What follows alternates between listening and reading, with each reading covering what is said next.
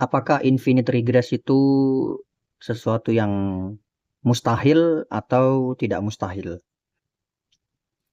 Apakah masa lalu itu bersifat terbatas atau tidak terbatas? Sejujurnya jawaban yang bisa saya berikan adalah saya tidak tahu apakah masa lalu itu bersifat terbatas atau tidak. Eh, Tentu kalau kita beralih kepada pengetahuan ilmiah yang saat ini kita miliki, kita tahu bahwa alam semesta bermula dari ekspansi ruang dan waktu yang terjadi pada kurang lebih 14 miliar tahun yang lalu kalau tidak salah.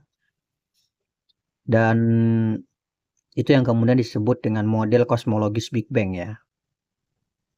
Nah, eh, tetapi apa yang menyebabkan Big Bang? Ini yang sampai saat ini masih menjadi subjek perdebatan bahkan di antara para ilmuwan sendiri. Belum ada konsensus di antara para ilmuwan terkait apa yang menyebabkan Big Bang, meskipun Big Bang itu sendiri sudah menjadi konsensus ilmiah. Jadi sejujurnya kita belum punya clue terkait bagaimana alam semesta kita ini bisa ada, apakah dia terbatas di masa lalu atau tidak, dan sebagainya. Dan sejujurnya juga tidak ada hubungan langsung ya antara apakah masa lalu bersifat terbatas atau tidak dengan ateisme. Ateisme bisa menerima baik masa lalu yang bersifat terbatas ataupun masa lalu yang bersifat tidak terbatas. Tapi ada sebuah argumen yang menurut saya cukup menarik untuk dikaji di sini. Eh, Argumen ini mengatakan bahwasannya alam semesta itu mestilah bersifat terbatas di masa lalu. Argumen ini menggunakan sebuah analogi ya. Bayangkan ada tentara-tentara yang hendak berperang begitu. Terus tentara-tentara ini dipecah menjadi kelompok-kelompok. Ada kelompok 1, kelompok 2, kelompok 3, kelompok 4, kelompok 5, dan seterusnya. Terus ada instruksi bahwa kelompok 1 tidak boleh menyerang musuh sebelum kelompok 2 yang menyerang musuh. Kelompok 2 tidak boleh menyerang musuh sebelum kelompok 3 menyerang musuh. Kelompok 3 tidak boleh menyerang musuh sebelum kelompok 4 menyerang musuh. Kelompok 4 nggak boleh menyerang musuh sebelum kelompok 5 menyerang musuh, dan seterusnya seperti itu. Jika proses ini terus berlanjut tanpa suatu akhir, maka yang ada tidak ada satupun tentara yang menyerang musuh.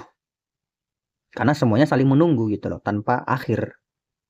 Maka agar para tentara ini bisa menyerang musuh, maka mesti ada kelompok pertama yang sebut saja sebagai kelompok X begitu, yang menyerang musuh tanpa perlu menunggu kelompok yang lain untuk menyerang musuh. Ya, yaitu kelompok X tadi gitu. Dari situlah kemudian maka maka tentara itu bisa menyerang musuh gitu.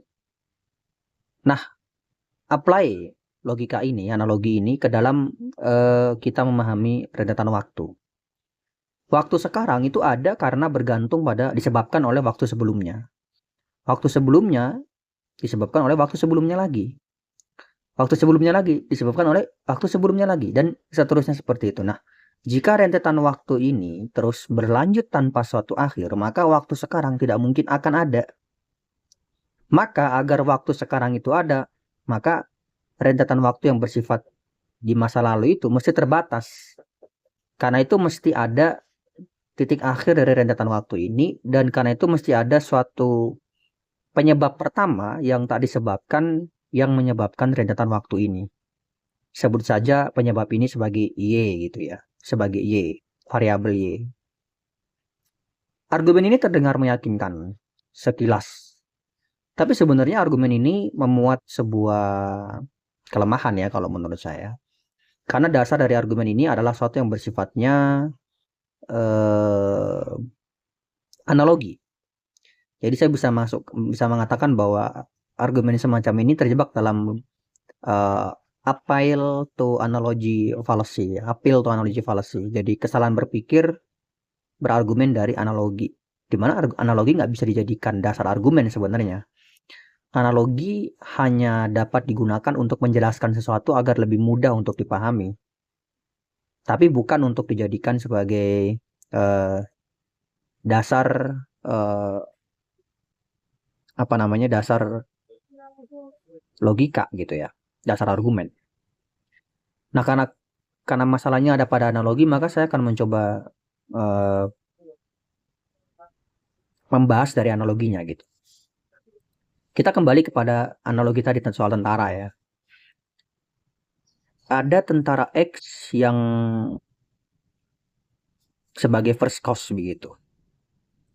Yang dia adalah kelompok tentara pertama gitu yang menyerang tanpa perlu menunggu kelompok tentara yang lain gitu kan untuk menyerang. Nah, cuma masalahnya sekarang kalau kita pikirkan lebih dalam, kelompok tentara X itu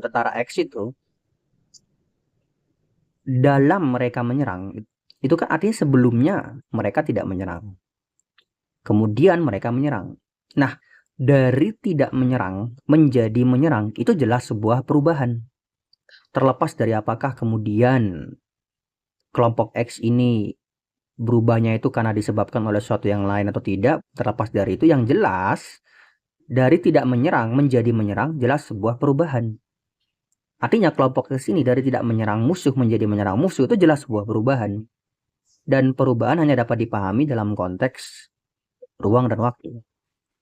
Nah, hal yang sama berlaku bagi variabel Y tadi yang kita asumsikan sebagai first cause, penyebab pertama yang tadi disebabkan.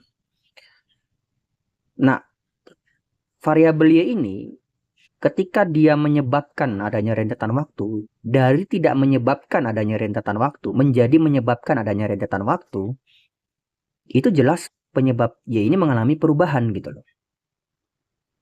Nah, masalahnya adalah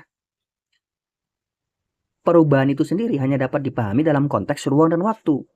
Bagaimana caranya kita memahami perubahan tanpa mengasumsikan adanya ruang dan waktu? Tanpa mengkontekskannya dalam ruang dan waktu. Artinya, variabel Y ini sebagai penyebab pertama, dalam menyebabkan rentetan waktu, variabel Y ini mengalami perubahan dari tidak menyebabkan rentetan waktu menjadi menyebabkan rentetan waktu. Dan perubahan itu berarti mengimplikasikan variabel Y ini sendiri berada dalam konteks ruang dan waktu.